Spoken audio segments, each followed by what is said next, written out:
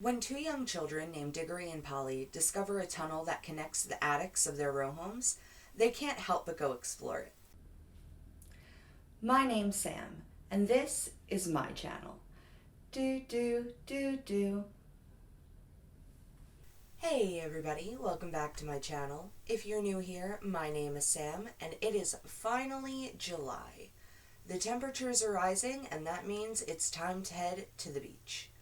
I'm lucky enough to live along the coast, but whether you're sand surfing or lounging poolside, we all need a good summer book. So today, I'll be taking you through a list of 5 books that'll give you summer vibes all season long. First on this list, we have Island of the Ants, otherwise known as Monster Mission, by Eva Ibbotson. Island of the Ants is an easy middle grade read about 3 ants who live on a secret magical island. When they decide that they need help caring for the magical creatures, they decide to go to the mainlands to try and find special children to help them take care of their monsters.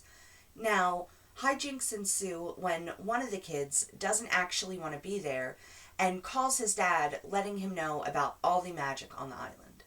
Some people dislike this book, and I can understand why. Even though most of the kids are okay with living on the island, the ants technically did kidnap them. They took them away from what they considered inattentive parents and didn't exactly get the kids' consent before whisking them away to some magical island. Readers also don't like how the parents are portrayed and believe that it sets a bad example for kids. However, I'm not here to recommend books to children, and as an adult, I found this read as magical as I did when I read it as a kid. It's really fun and imaginative with a quirky storytelling style. Being 304 pages, it does seem like a hefty book. However, with its smooth writing and low-grade reading level, it's the perfect light beach read.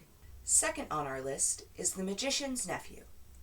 Written by C.S. Lewis, The Magician's Nephew is the 6th published, but first chronological book in the Chronicles of Narnia. It's a prequel to The Lion, the Witch, and the Wardrobe that explains the creation of Narnia by Aslan about 1,000 years before the arrival of the Pevensies. When 2 young children named Diggory and Polly discover a tunnel that connects the attics of their row homes, they can't help but go explore it. And unfortunately, they happen to stumble upon Diggory's Uncle Andrew in the process. You see, Andrew was conducting an experiment.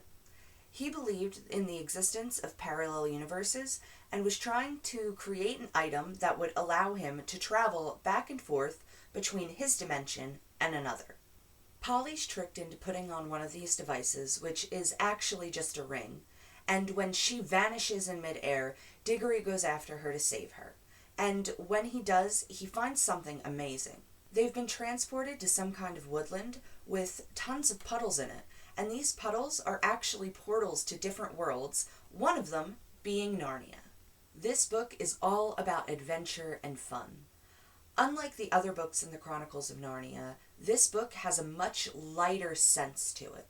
The bad guys are more comical than evil, and it seems like Lewis used this book as a way to relive fond childhood memories than to actually tell a story, even though the plot points in it are pretty well thought out as well. I definitely recommend adding this to your summer reads or rereads for that good old slap of nostalgia. Coming in at number 3, we have Looking for Alaska by John Green. While it doesn't technically take place in summer, it is taking place in Alabama, and John Green's description of the heat has you running for a water source. The book introduces us to Miles Halter, your average, everyday, whiny white boy with an obsession for last words. Upon deciding that his life is too boring, Miles decides to enroll in Culver Creek Preparatory High School for his junior year. This year is filled with friends, love, and tragedy. This book isn't for the sensitive of heart, but it is definitely worth the read. Many argue that this book portrays the idolization of the Manic Pixie Dream Girl. However, I disagree. In fact, I think it was the exact opposite of John Green's point. I don't think we're supposed to like or sympathize with Miles at all in this book. Sometimes you don't get that closure that you wanted, and this character just has to deal with that. But that's just my thoughts on it. Regardless, this book does pull at the heartstrings, and a lot of it reminds me of times when I was a teenager running around buck wild with my friends. I think this honestly would be a great sunset type of read for when you're really wanting to get into your feelings. And number 4 on this list is none other than The Hobbit, a book of classic tales and adventure. I don't think I really need to say much about the plot of The Hobbit, but oh, to be a hobbit. Tolkien creates such a wonderful and cozy world that I just want to frolic through the grass with Bilbo. From the beautiful descriptions of the food and the clothing to the harrowing journey, The Hobbit is an all-around summer book. If you plan on going camping this season, bring a copy of The Hobbit, find a field of moss, curl up to read your book, and emerge in a brand new world. And finally, for our last book, another classic for you thrill seekers, Lord of the Flies. All of us have thought about what we would do if we were trapped on a stranded island. Well, we can read about what some kids would do. A group of middle school aged boys happen to get trapped on an uninhabited island when their plane crashes. Some of the group believes they'll be saved by adults, and others are making an active plan for survival. Tensions rise when a power struggle emerges between the boys. This book is very heavy with adult themes, but if you're looking for something to pore over this summer, this would be it.